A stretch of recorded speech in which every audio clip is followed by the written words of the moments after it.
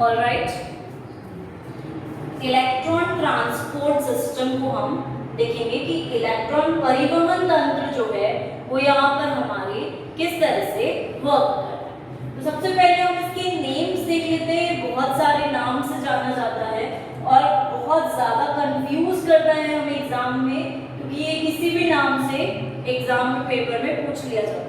ठीक है बहुत सिंपल, बहुत इजी है, लेकिन क्योंकि नेम इतने सारे हैं हमें कई बार पता नहीं होता है कि इसका क्या नेम है, तो हम कंफ्यूज हो जाते हैं। इसलिए पहले तो इसके सारे नेम्स देख लेते हैं। इसका दूसरा नाम है इलेक्ट्रॉन ट्रांसपोर्ट चेन। ठीक है, एक और नाम से जाना जाता है, उसको हम बोलते हैं रेस्पिरेटरी चेन। और एक और नाम है, उसको हम बोलते हैं ऑक्सीडेटिव फॉस्फोराइलेशन। Oxidative phosphorylation.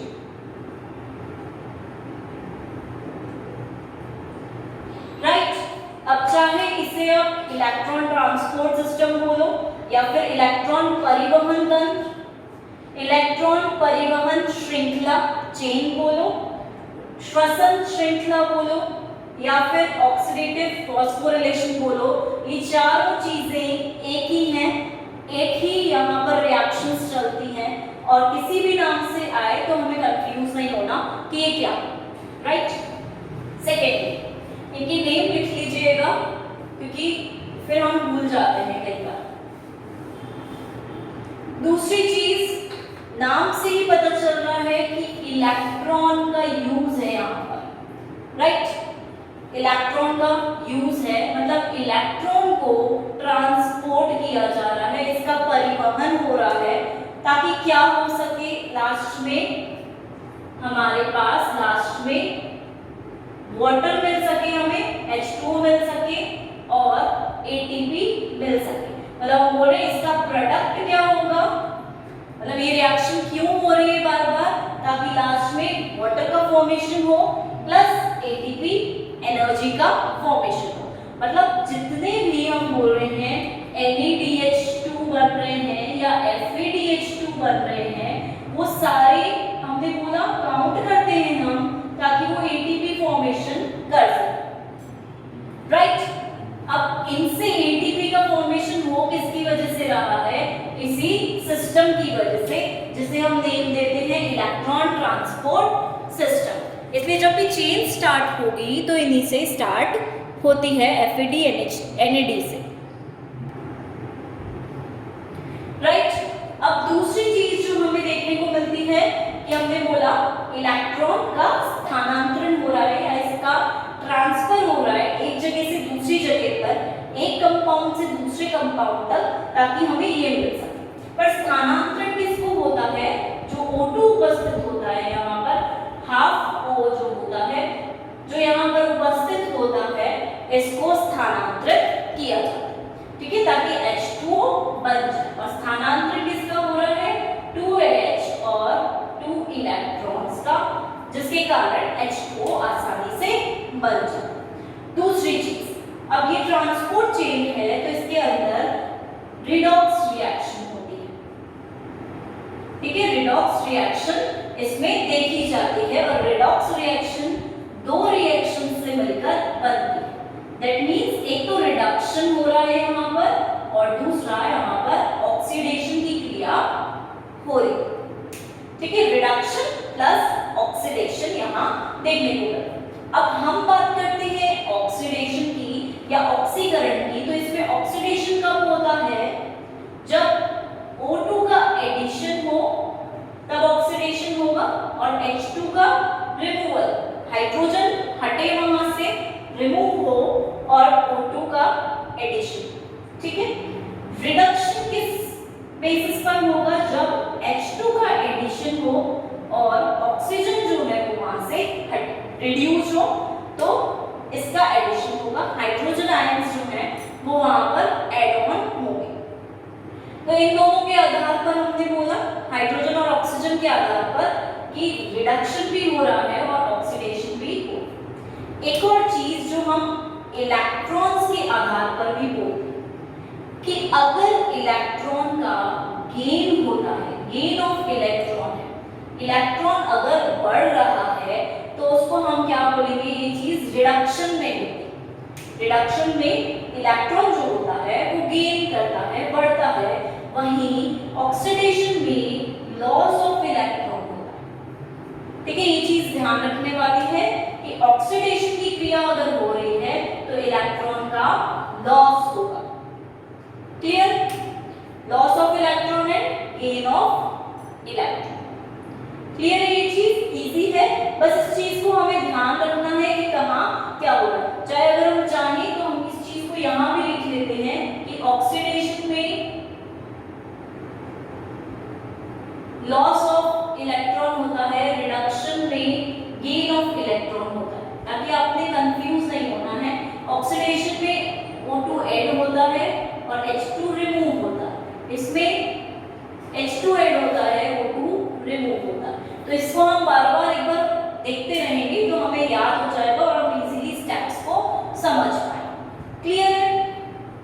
ये चीज हमें क्लियर है, इसलिए हमने इसे अलग-अलग नाम दिए हैं, electron transport system, chain, respiratory chain, oxidative फॉस्फोरिलीकरण, ये नाम इन्हें दिए हैं। अब हम ये बोलते हैं कि ये जो सिस्टम है इसके अंदर 5 कंपाउंड्स का यूज आता है। ठीक है, 5 कंपाउंड यहाँ पर यूज में आते हैं। ठीक है, तो उन 5 कंपाउंड से पहले एक चीज हम देखते हैं कि ये वाली जो चेन है होगी कहाँ, माइटोकॉन्ड्रिया में।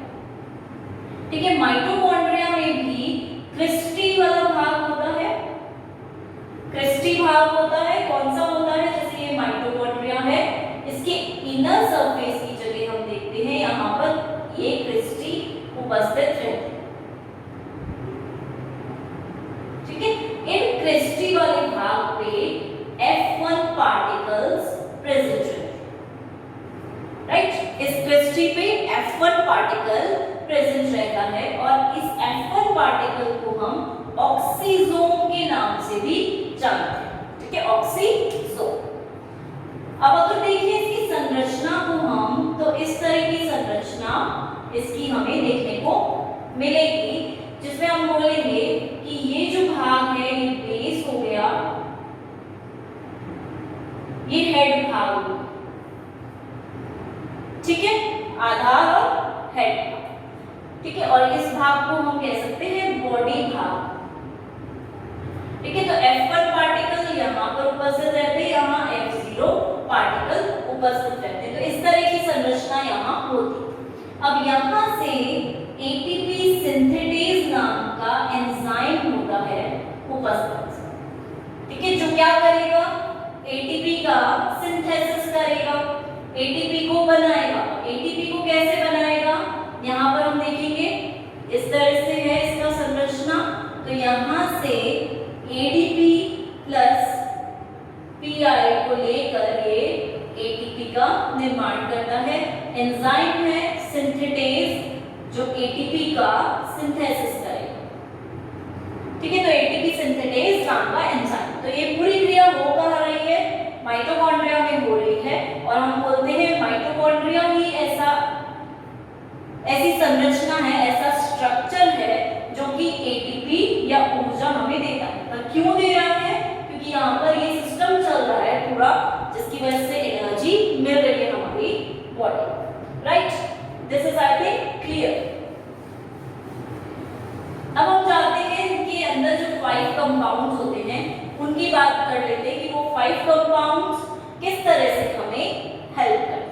तो नंबर 1 कंपाउंड की बात करेंगे तो उसे हम बोलते हैं pyridine linked dehydrogenase। ठीक है, जो pyridine से लिंक्ड है, इसलिए उसको नाम दिया गया है pyridine linked dehydrogenase।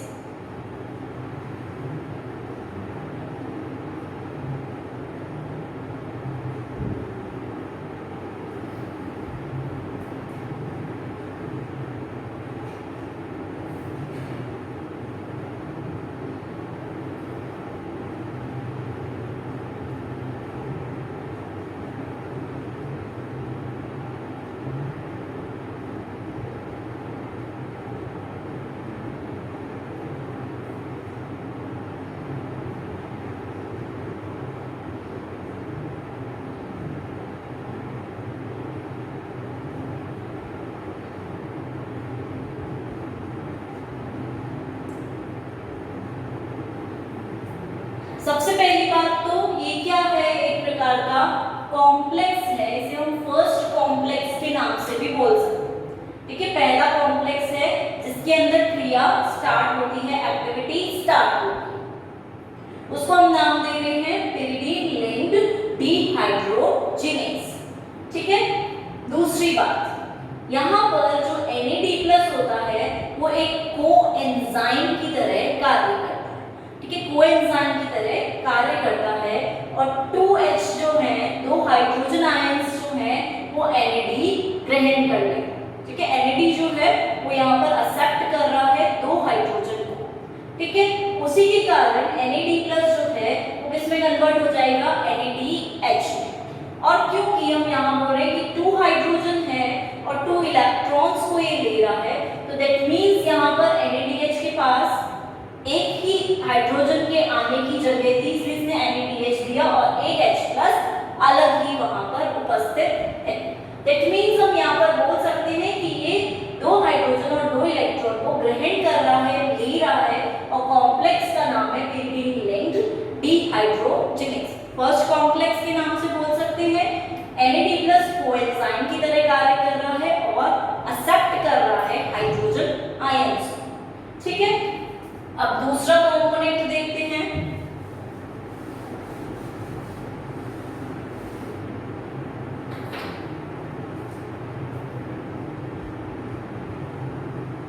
Flavin linked dehydrogenase, नाम ही है फ्लेविन लिंक्ड डिहाइड्रोजिनेस। इसका मतलब हुआ कि यहाँ पर कोएंजाइम की तरह FMN भी है और FAD भी है, दो कंपोनेंट्स हैं जो कोएंजाइम या फिर प्रोस्थेटिक ग्रुप की तरह कार्य करते हैं।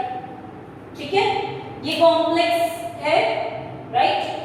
इसमें दो हम बोल रहे हैं क्या है, कोएंजाइम्स हैं जो कोएंजाइम या प्रोस्थेटिक ग्रुप की तरह कार्य करते हैं। ठीक है, प्रोस्थेटिक समूह की तरह कार्य करते हैं। अब जब हम FMN की बात करते हैं तो ये 2H जो होता है ये लेता है, इसे ग्रहण करता है। और जब हम FAD की बात करेंगे यहाँ पर,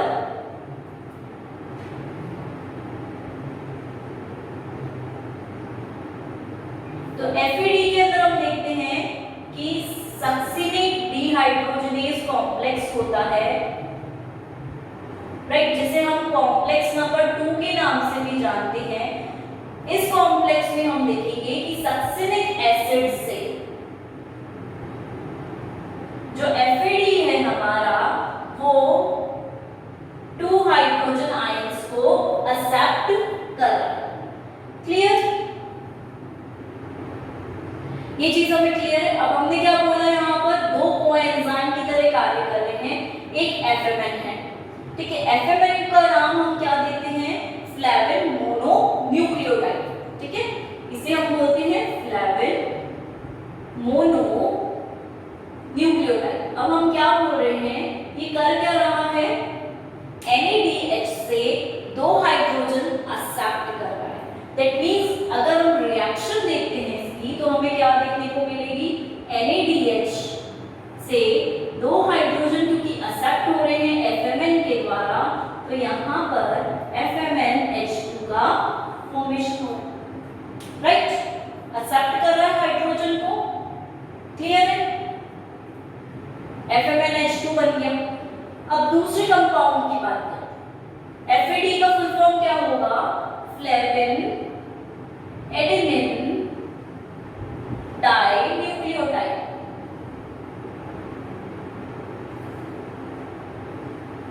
राइट, अब यहाँ पर कॉम्प्लेक्स क्या है, सक्सिनेट डिहाइड्रोजनेस। तो ये क्या करेगा, FAD सक्सिनिक एसिड से क्या करेगा, हाइड्रोजन एक्सेप्ट करेगा। तो जब हम रिएक्शन देखते हैं यहाँ पर, तो सक्सिनिक एसिड से FAD क्योंकि क्या कर रहा है, एक्सेप्ट कर रहा है 2H+ को, तो सक्सिनिक एसिड तो हमारा फ्यूमेरिक एसिड में बदल जाएगा। ठीक है, और इसी के साथ FAD क्या हो जाएगा, FADH2 में बदल जाएगा। अब हम बोल रहे हैं अगर गेन हो रहा है H2 का, तो क्या है ये रिडक्शन रहा है, और अगर H2 रिमूव हो रहा है तो यहाँ पर ऑक्सीडेशन की क्रिया हो रही। यहाँ पर H2 क्या हो रहा है, रिमूव हो रहा है, तो ये ऑक्सीडेशन हो गया और ये reduction, gain of H2। Clear?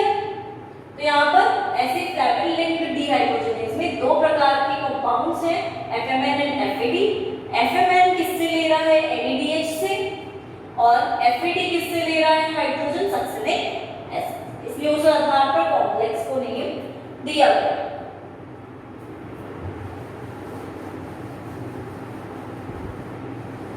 Third complex देखेंगे,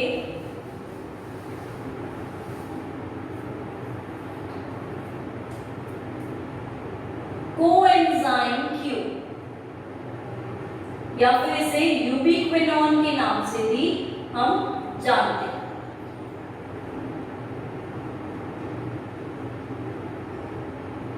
इसका काम क्या होता है, ये 2 प्रोटॉन्स और 2 इलेक्ट्रॉन्स को एक्सेप्ट करता है, ग्रहण करता है। ठीक है, ये भी एक प्रकार का क्या है, वहां पर हम बोल सकते हैं कैरियर है, जो कि क्या कर रहा है, अपने साथ इलेक्ट्रॉन्स को रख रहा है और आगे चल के ट्रांसफर कर रहा है। तो इलेक्ट्रॉन ट्रांसफर में हेल्प कर रहा है।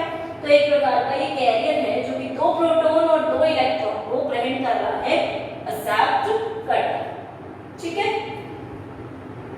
फोर्थ कंपाउंड की हम अगर बात करेंगे तो वो आता है हमारे पास साइटोक्रोम।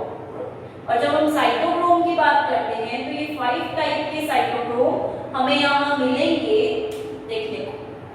पूरी चेन जब हम बनाएंगे देखेंगे तो उसमें हमें 5 प्रकार के साइटोक्रोम्स देखने को मिलते हैं। अब जब साइटोक्रोम की बात है तो इसे दिया था सबसे पहले कैलिन नाम के साइंटिस्ट ने, नेम ऑफ साइंटिस्ट।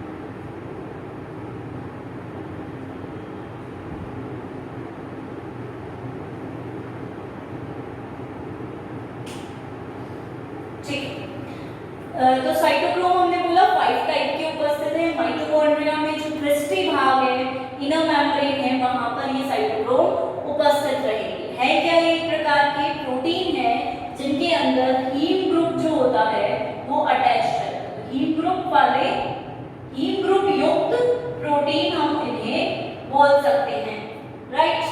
अब हम देखते हैं कि कैलिन नाम के साइंटिस्ट ने इन्हें ढूंढा था। दूसरी चीज, इनके अंदर पोरफायरिन रिंग जो होती है वो उपस्थित है। ठीक है, पोरफायरिन्स जो होते हैं वो इनमें उपस्थित रहते हैं और यहाँ पर ये Fe को ऑक्सीडाइज और रिड्यूस करते हैं। Fe+3 फेरिक स्टेट कहलाती है, Fe+2 फेरस स्टेट कहलाती है, सबको पता होगा। लेकिन जब Fe+3 से Fe+2 में परिवर्तन हो रहा है तो इस क्रिया को हम बोलेंगे रिडक्शन, राइट। इसका मतलब क्या हुआ कि अगर रिडक्शन है तो हमने क्या लिखा था, इलेक्ट्रॉन्स का गेन होगा। तो गेन ऑफ इलेक्ट्रॉन यहाँ पर हुआ। बोल सकते हैं हम कि इलेक्ट्रॉन का गेन हुआ क्योंकि प्लस साइन का मतलब होता है कि वो इलेक्ट्रॉन एक्सेप्ट कर सकते हैं। तो +3 की जगह थी, एक इलेक्ट्रॉन गेन किया होगा तभी +2 की जगह रह गई। अब सिर्फ +2 इलेक्ट्रॉन ही ये वापस ले सकते हैं, इसलिए गेन ऑफ इलेक्ट्रॉन हमने बोला। इसलिए हमने बोला ये रिडक्शन क्रिया है। ठीक है, दूसरी चीज ये ऑक्सीडेशन है। इसका मतलब यहाँ पर क्या होगा, लॉस ऑफ इलेक्ट्रॉन। कि हो सकता है यहाँ से एक इलेक्ट्रॉन लॉस हो गया तो जगह पहले +2 की ही थी पर एक और बाहर चला गया तो उसके पास जगह कितनी बच गई, +3 की। मतलब अब ये 3 इलेक्ट्रॉन्स को एक्सेप्ट कर सकता है, that means loss of electron. और ये हो गई ऑक्सीडेशन क्रिया। इसको हम कई बार ऑक्सीडेशन नंबर से भी बोल सकते हैं कि अगर ऑक्सीडेशन नंबर रिड्यूस हो रहा है तो हम क्या बोलेंगे कि यहां पर रिडक्शन की क्रिया या रिडक्शन हो रहा है। क्लियर? तो साइटोक्रोम भी क्लियर है हमें, हीम ग्रुप प्लस प्रोटीन है, हीम समूह इसमें उपस्थित है, पोरफायरिन है, पोरफायरिन में Fe+3 Fe+2 दोनों आपस में बदलते रहते हैं, इंटर एक्सचेंज की क्रिया, ठीक है, ये इसमें और ये इसमें चेंज होता रहेगा साइटोक्रोम वाले भाग में। पांचवा कंपाउंड जो लास्ट कंपाउंड आता है उसको भी देख लेते हैं। साइटोक्रोम में एक प्रकार क्या है, वाहक है, ठीक है, कैरियर है जो कि इलेक्ट्रॉन को एक से दूसरी तरफ लेके जाता है, एक कंपाउंड से दूसरे कंपाउंड पर भेजता है। तो पांचवा कंपाउंड हमारा हुआ आयरन सल्फेट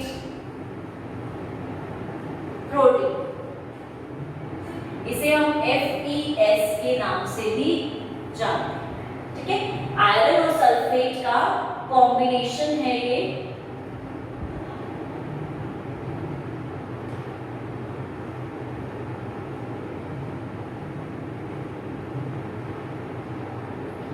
पहली बात तो ये कि FeS भी एक प्रकार का प्रोटीन है, पर यहाँ पर हीम ग्रुप जो है, हीम समूह जो है वो अनुपस्थित है, ठीक है।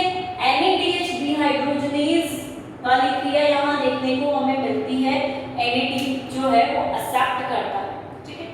दूसरी चीज जो हम बोलते हैं कि यहाँ पर फ्लेवोप्रोटीन भी उपस्थित रहता है, बाकी इसकी क्रिया ज्यादा नोन नहीं है, पर हम बोल सकते हैं प्रोटीन है, कैरियर की तरह काम करेगा, NADH डिहाइड्रोजनेज की क्रिया की तरह ये करता है काम, राइट। तो इस तरह से 5 ग्रुप्स अपन ने यहाँ पर देख लिए कि कैसे 5 ग्रुप्स यहाँ पर उपस्थित हैं, 5 प्रकार के कंपाउंड्स ETS चेन में, ETS साइकिल, राइट।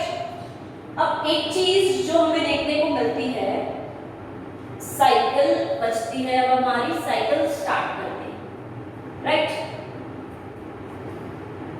तो यहां से स्टार्ट करते हैं हम NADH2 से NAD प्लस H+H+, इस तरह से NAD प्लस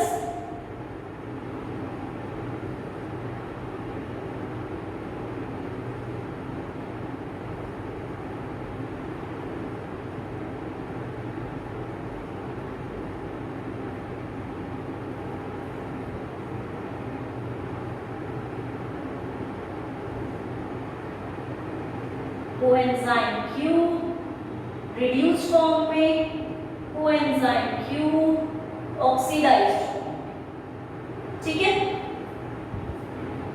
और यहां से हमें मिल रहा है ATP। अब इसके बाद अगर स्टार्टिंग होती है तो हम देखते हैं साइटोक्रोम B आता है 2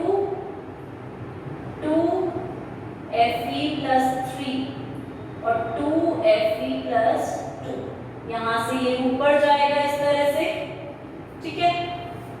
फिर ये वाला वापस ऐसे जाएगा और ये नीचे की तरफ आएगा।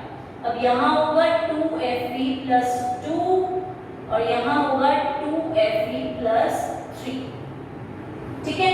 अब यहाँ से हम देखेंगे ये वापस से नीचे की तरफ आएगा, यहाँ होगा 2Fe+3, यहाँ पे 2Fe+2, ये ऊपर की तरफ जाए। तो यहाँ पर हम ये चीज देखेंगे कि यहाँ पर क्या होगा, ये वापस से ऊपर की तरफ जाएगा, ये ऊपर से नीचे आएगा, यहाँ पर होगा 2Fe+2, यहाँ पर 2Fe+3, वापस से नीचे की तरफ आएगा, यहाँ पर होगा 2Fe+2, 2Fe+3, अब यहाँ से ये ऊपर की तरफ जाएगा,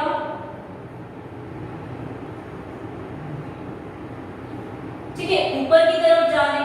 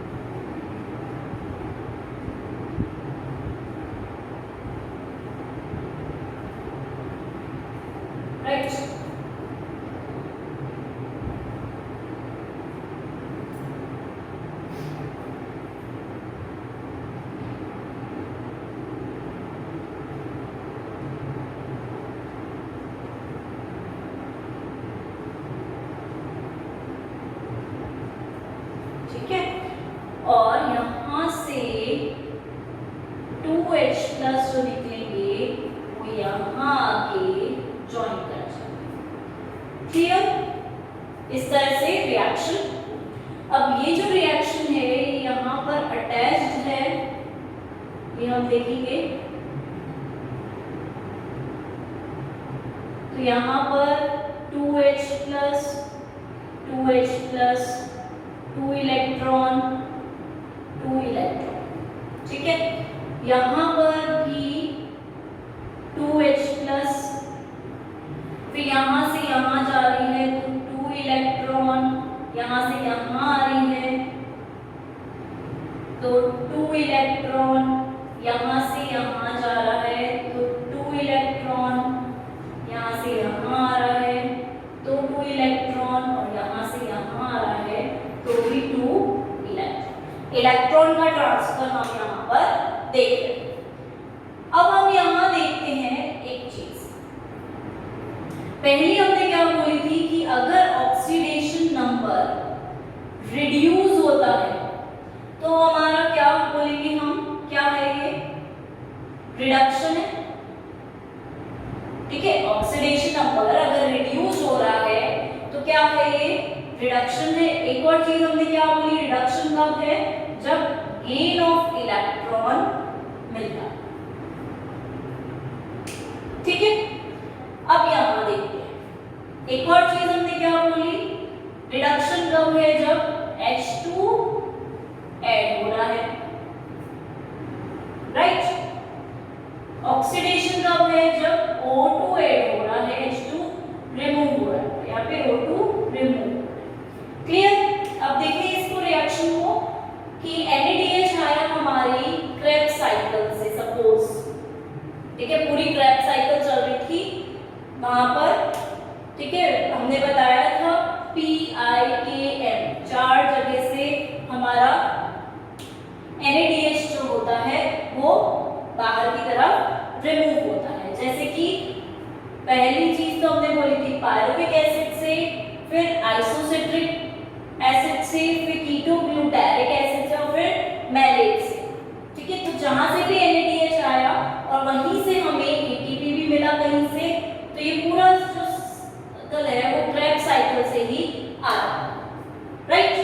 तो यहां से हमें NADH2 मिला, NADH2 से 2H प्लस रिमूव हुए तो ये कहाँ आ गया, NAD में चेंज हो गया, क्लियर है ये चीज। और 2 इलेक्ट्रॉन जो है या 2H प्लस जो है वो हटे यहाँ से।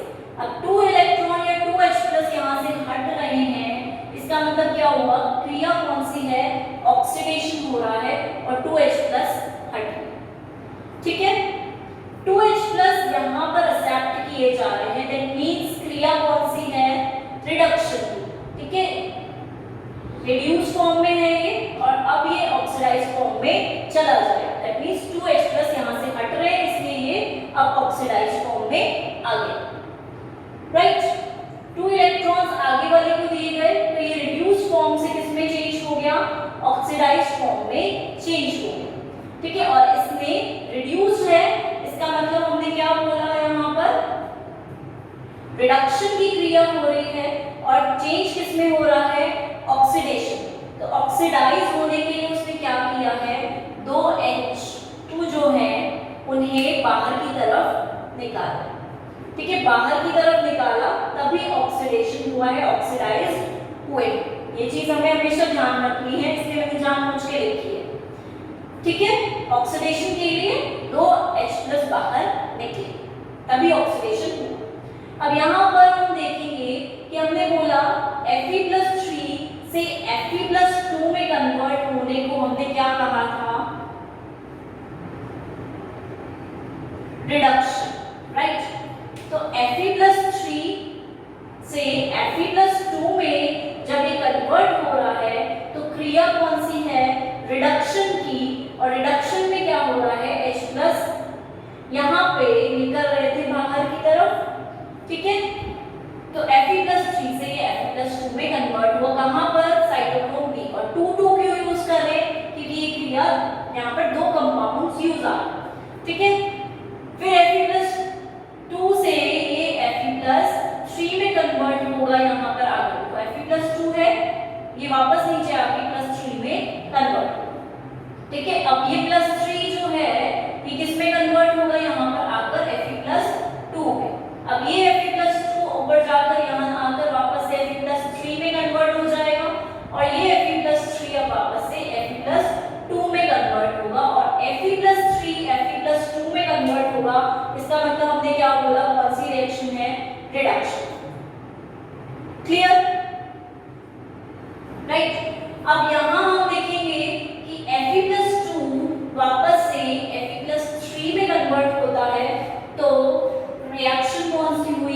ऑक्सीडेशन।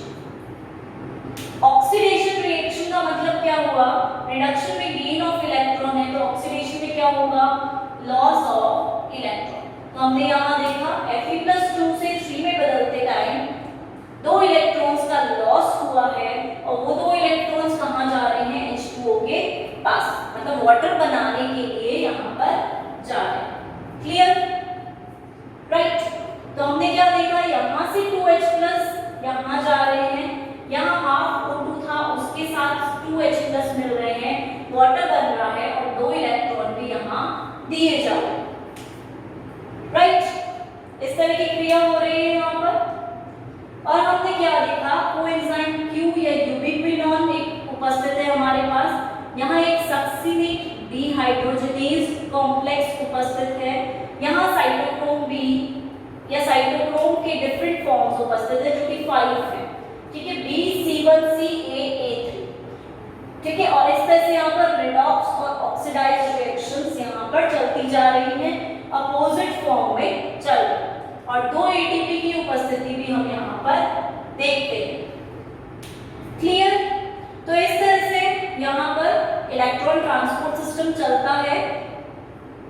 क्रिया क्या हो रही है, नॉर्मली रिडॉक्स एंड ऑक्सीडाइज्ड, ठीक है, रिडक्शन एंड ऑक्सीडेशन ही हो रहा है, इसलिए रिडॉक्स क्रिया ही यहाँ पर हो रही है। फॉर्मेशन किसका हो रहा है, ATP का और H2O, ठीक है, सिर्फ H2O और ATP बन रहे हैं। किससे बन रहे हैं, NADH एंड FADH। तो हमने यहाँ बात की, अगर सपोज हम बोल रहे हैं कि NADH हमारे पास कितने उपस्थित हैं, एक तो हमें ग्लाइकोलाइसिस से मिला था NADH, और 4 हमें मिले कहां से, 4 हमें मिले थे क्रेब्स साइकिल से। तो 4 के 2 हुए, कितने हुए, 2, 8 हो गए, क्योंकि 2 बार क्रेब्स साइकिल चल रही है, ठीक है। यहाँ पर 1 तो होगा, ये 2 होगा, यहाँ 2 हो गए, तो 8+2 10, 10 3 30, 30 ATP तो NADH से बन गए, ठीक है। क्रेब्स साइकिल में था, एक ग्लाइकोलाइसिस में था, 4 क्रेब्स साइकिल में हमने बोला था PIKM की जगह पर था, ठीक है, और एक ग्लाइकोलाइसिस में डबल कर दिया दोनों को, क्योंकि 2 बार साइकिल चल रही थी, तो 10 हमें NAD मिले, उनसे हमने 30 ATP बना ली इस साइकिल के थ्रू। दूसरी बात करते हैं FADH की। FADH से भी इसे ATP बनाना है। FADH कहाँ था, ग्लाइकोलाइसिस में तो था ही नहीं, ठीक है, और क्रेब्स साइकिल में एक जगह पर FAD बन रहा था, राइट। और 2 बार क्रेब्स साइकिल चलेगी, इसका मतलब क्या हुआ कि 2 FAD उपस्थित, 2 को 2 से मल्टीप्लाई करेंगे तो हमें क्या मिलेगा, 4, राइट। अब एक चीज ध्यान रखना हमेशा